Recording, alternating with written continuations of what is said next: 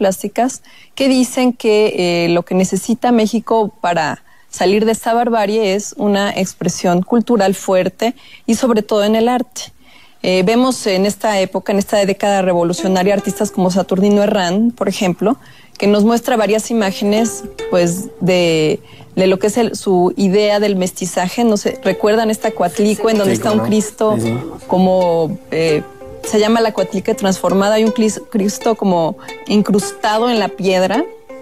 Es una imagen del mestizaje. También tiene muchas imágenes de provincia, de arquitectura colonial, de personajes de la vida cotidiana, que este es uno de los caminos que va a ir siguiendo el arte en estas épocas. Representar a lo que en este momento se va a llamar el pueblo y que se entiende como imágenes más auténticas de lo que es la nación mexicana. Esta imagen de que México es un país artístico y cultural fue importante para contrarrestar la imagen del México bárbaro que se dio a raíz de la guerra, de la Revolución de 1910.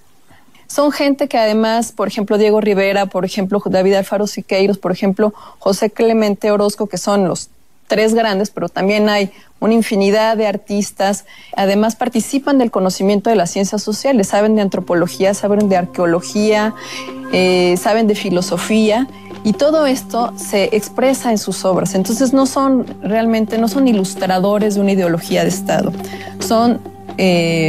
colaboran en crear nuevos significados para los símbolos antiguos, para las alegorías de antaño. Otro de los temas, bueno, pues el de establecer una idea de que en México hay una artisticidad esencial, ¿no?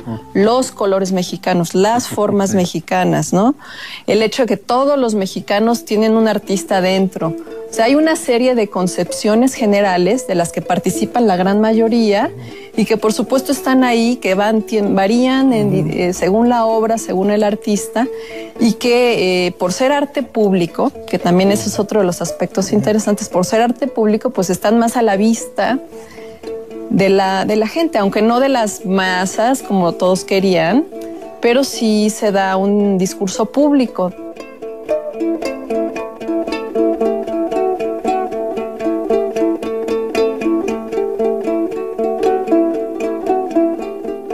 El nacionalismo entendido como ideologías, como estas formas de identificar cada una de las 33 naciones que componen América Latina, hay que entender la crisis actual a partir del momento de relanzamiento de esos nacionalismos, que yo creo que tiene que ver con la coyuntura de 1898, cuando Estados Unidos ocupa las últimas posesiones de España en América, Cuba, Puerto Rico, Filipinas.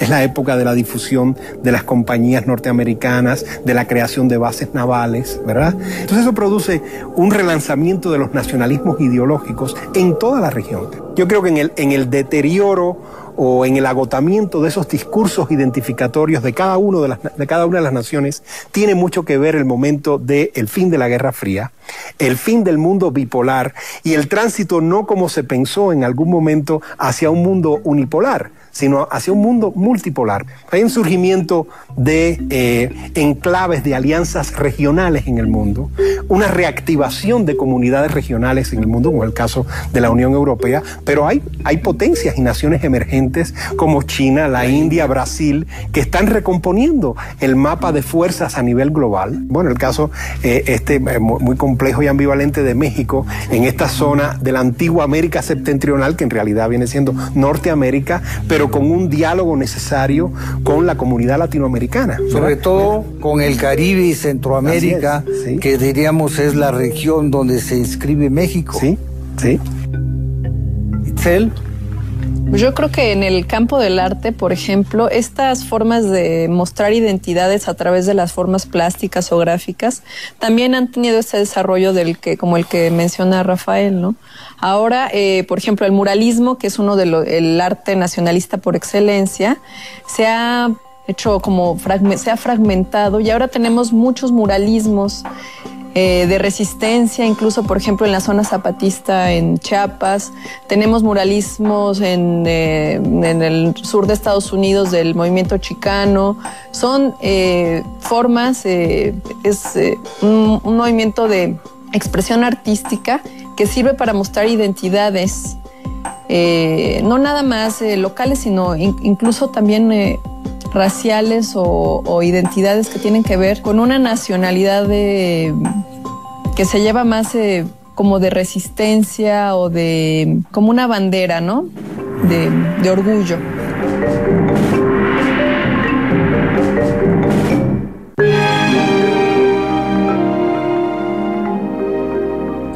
La temática que vamos a discutir en este primer programa es el de los precursores, o sea, los personajes y los movimientos que de alguna manera prefiguran, anuncian esta independencia. Temática, quiero decir, que es muy amplia, porque algunos de los historiadores encuentran a estos precursores pues desde los inicios mismos de la dominación española. No obstante, creo que aquí podemos y sobre todo debemos referirnos a los movimientos y a los personajes que desatan, que dan origen, que disparan al proceso que llevó a la independencia.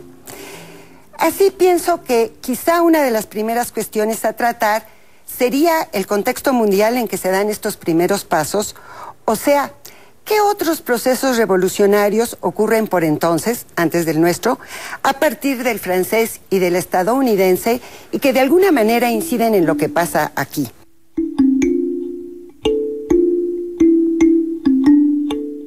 Es un caso único en la historia mundial, la única revolución de esclavos victoriosa. Es la segunda independencia en América después de la norteamericana. Precede a las independencias hispanoamericanas y tiene incluso muchos vínculos con esas independencias.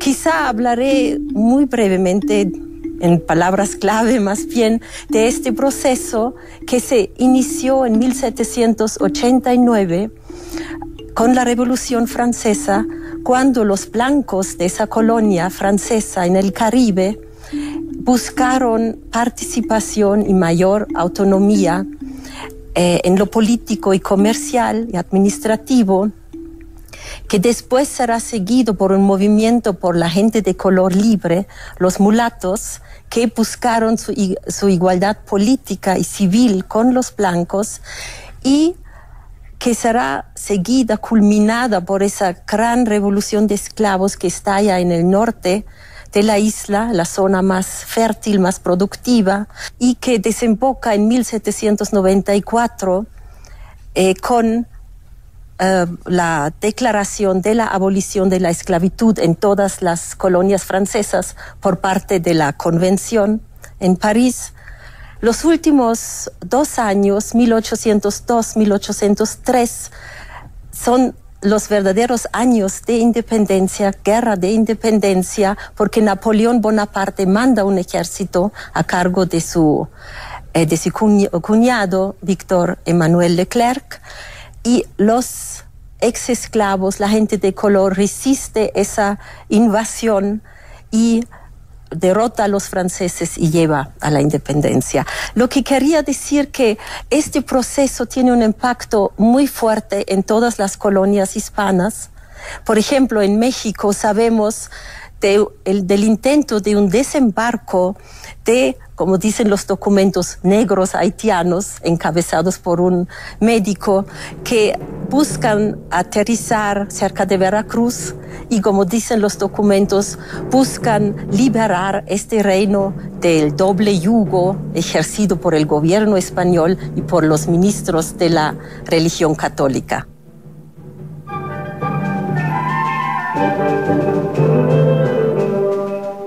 Creo que el impacto de la Revolución Haitiana sobre Nueva España y en general sobre la América Española, y no solo de la Revolución Haitiana, sino de la Revolución Francesa, es negativo.